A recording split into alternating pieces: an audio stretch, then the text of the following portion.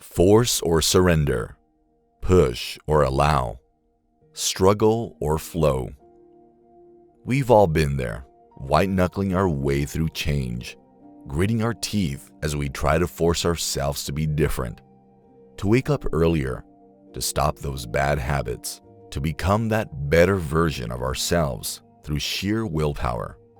But here's the painful truth: the harder you push, the harder life pushes back. Think about the last time you tried to force a transformation, that diet you followed until you binged, the anger you suppressed until it exploded, the emotions you shoved down until they erupted unexpectedly. This isn't you failing at change. It's the universe showing you a fundamental law of the psyche. What we resist persists. When we push too hard in one direction, we inevitably swing to the opposite extreme. The night owl forcing 5 a.m. wake-ups crashes into exhaustion. The people pleaser who vows to be selfish becomes cruel. The perfectionist chasing flawless spirals into shame. This isn't weakness, it's psychology. But what if change doesn't come from force, but from fierce acceptance? What if the parts of yourself you're trying to conquer aren't enemies to defeat, but messengers trying to guide you home? Welcome to Mantis Library, where we explore how to stop fighting yourself and start transforming. Let's be honest, most of us have been there, trying to fake a smile when we're breaking inside, trying to positive vibes only our way out of the mental storm. And when that doesn't work, we blame ourselves for not being strong enough. But strength isn't in suppression, it's in understanding. Because condemnation doesn't set us free, it weighs us down. When we try to force ourselves out of pain, sadness, or confusion, without really facing them, we don't get rid of those feelings. We just drive them underground. And the unconscious, it doesn't forget. It waits. It grows. Then it erupts, often when we least expect it. There are so many people around us who refuse to feel sadness. They slap on a fake smile every day, call themselves grateful, and to avoid anything remotely painful. On the outside, they look fine, but on the inside, there's a storm brewing. That sadness doesn't disappear, it intensifies. Eventually, it might show up as anxiety, irritability, or even physical illness. That's not liberation, that's emotional imprisonment. As Carl Jung put it, until you make the unconscious conscious, it will direct your life and you will call it fate. Trying to change ourselves through force is like yelling at a scared child to calm down. It doesn't work. It only makes a child more afraid. And the same goes for our inner world. Here, let's talk about something fundamental: enantiodromia. It sounds fancy, and it kind of is, but the meaning is something you've definitely felt before. Enantiodromia comes from the Greek enantios, meaning opposite, and dromos, meaning running toward. It's the idea that anything taken to an extreme will eventually turn into its opposite. You've probably seen this in action: the person who obsesses over clean eating suddenly binge eating fast food. The one who forces themselves to be morally perfect suddenly snapping and doing something reckless. That's enantiodromia, the pendulum swing of the psyche. Because the more compulsive the striving, the more inhibited the goal. When you force too hard in one direction, whether it's discipline, positivity, productivity, your psyche eventually pushes back because it's not balance. And the unconscious loves balance. Let's say you go on a crazy strict diet, 0 sugar, no carbs, absolutely no bad foods.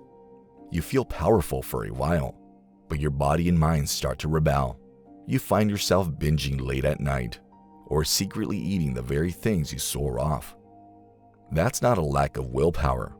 That's enantiodromia, the unconscious reacting to your force with an equal and opposite reaction. Because, as Jung explained, extreme opposites are not solved by elimination, but by reconciliation. This idea becomes even clearer when we talk about the ego. the part of us that tries to control everything. The ego thinks it's a boss of the psyche. It believes it can fix anything with enough willpower. But once it becomes too dominant, too one-sided, the unconscious kicks in to balance things out. This is where a lot of people get tripped up. We try to will ourselves into being better. We create vision boards, grind through 5 a.m. routines, read 100 self-help books. And sometimes that works for a while. But if we're doing all of that to avoid our darker parts, our sadness, our fears, our needs, then the unconscious eventually breaks through. Sometimes as depression, sometimes as burnout, sometimes as impulsive choices that seem to come out of nowhere. The real message: we're not machines that just need better programming. We are living, breathing psyches with light and shadow, and trying to force change without acknowledging all of who we are. That's like putting duct tape on a cracked foundation. Or in Jung's words, one does not become enlightened by imagining figures of light, but by making the darkness conscious. Take this common modern-day example: productivity obsession. We're told that success comes from hustle, and if we just grind hard enough, we'll get there. We'll get where we want to go. So people push. They micromanage every hour. They shame themselves for resting.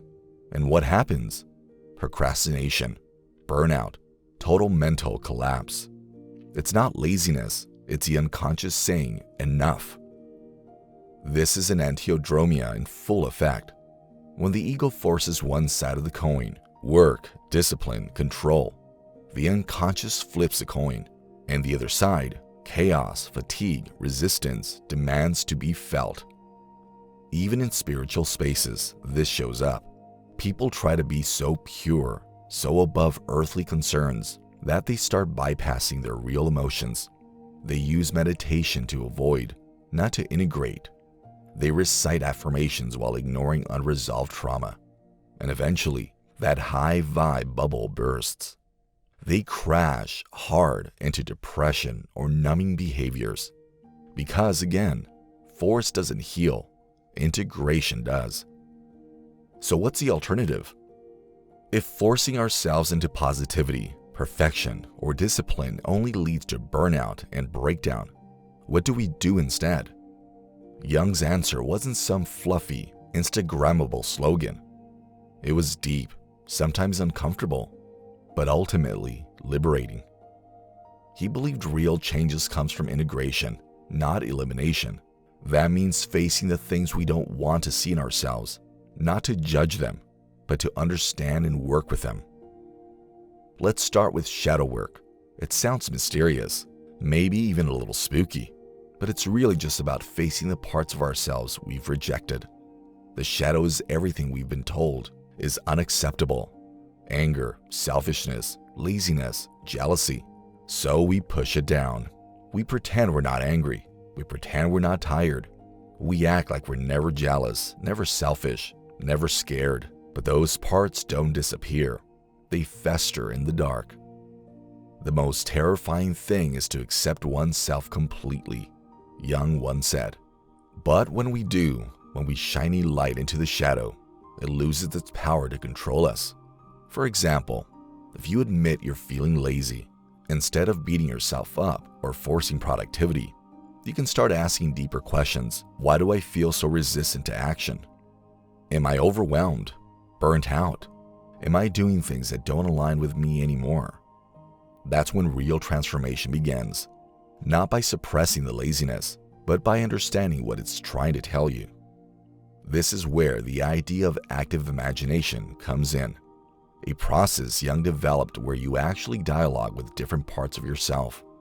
You visualize or even write out conversations with your fear, your anger, your inner critic. You ask it, what do you want? Why are you here?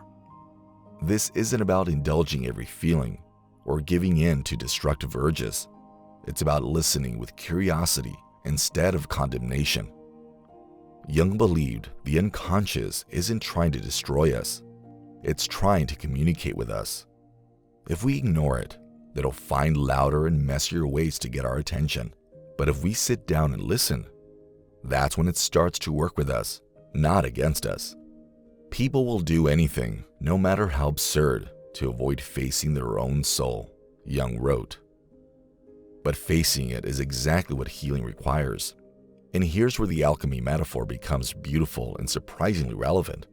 Jung saw inner transformation as an alchemical process, not just changing who we are, but dissolving the old forms that no longer serve us, dissolution, before something new can form, coagulation.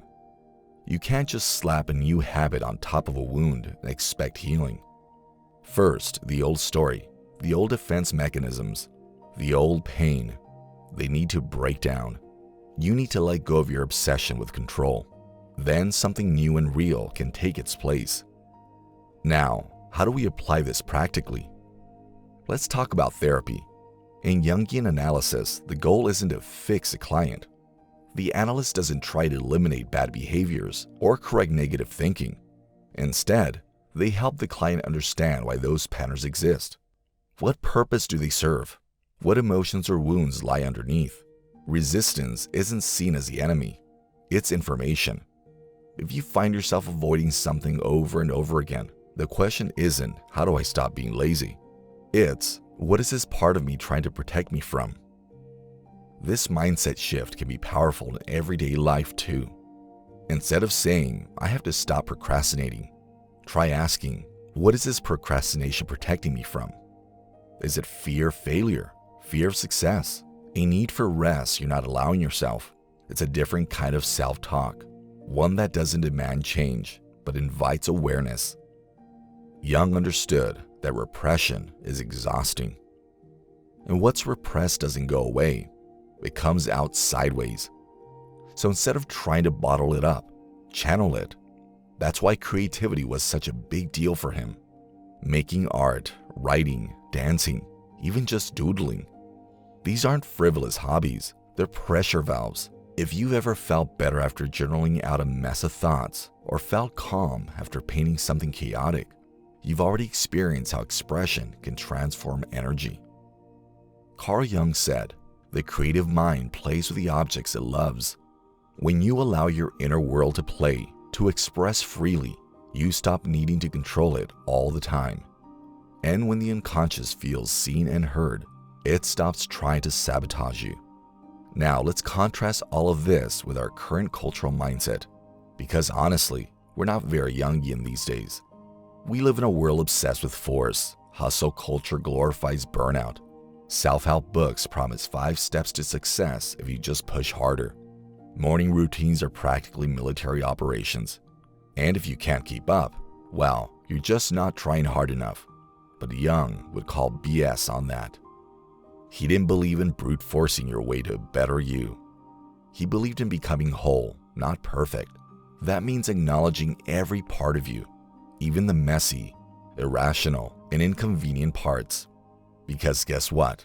They're part of the whole too. And neuroscience backs him up.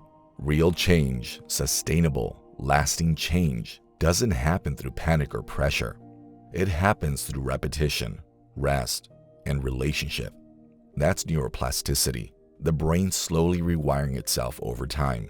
But it needs a sense of safety to do that. It needs curiosity, not judgment. Integration, not punishment.